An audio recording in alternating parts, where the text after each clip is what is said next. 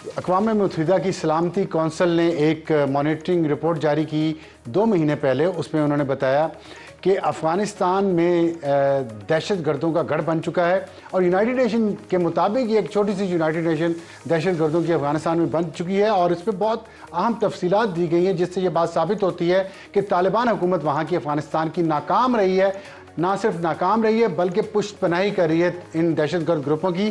اور اس رپورٹ کے مطابق افغان طالبان دہشت گرد تنظیموں ٹی ٹی پی, داعش خراسان, القاعدہ, مشرقی ترکستان اسلامی تحریک, ترکستان اسلامی پارٹی اور بی ایل اے کے سرپرست, یہ 6 کم از کم تنظیمیں تو آپ کو میں نے بتا دی ہیں.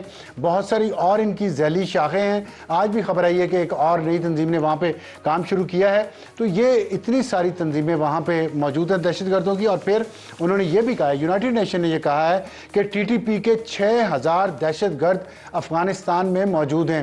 اب آپ اندازہ لگائیں کہ یہ یونائٹڈ نیشن کہہ رہی ہے, یہ پاکستان الزام نہیں لگا رہا طالبان کے رجیم پہ, اور یہ ٹی ٹی پی وہ ہے جنہوں نے صرف 1 سال میں پاکستان کے 5000 آرمڈ فورسز کے لوگوں کو شہید کیا ہے, اور پچھلے کئی سالوں میں جو دہشت گردی ہے اس میں اور 60 سے 70 ہزار کے قریب سویلین پاکستانی شہید ہو چکے ہیں, جس میں اکثریت صوبہ خیبر پختونخوا کے شہریوں کی ہے.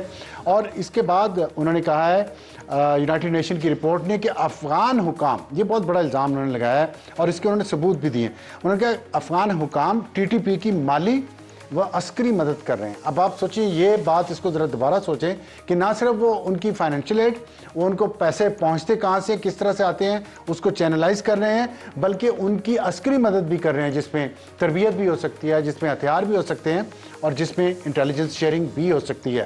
اور پھر یونائٹڈ نیشن کی رپورٹ کہتی ہے کہ ٹی ٹی پی اور بلوچستان لبریشن آرمی کے درمیان رابطے ہیں.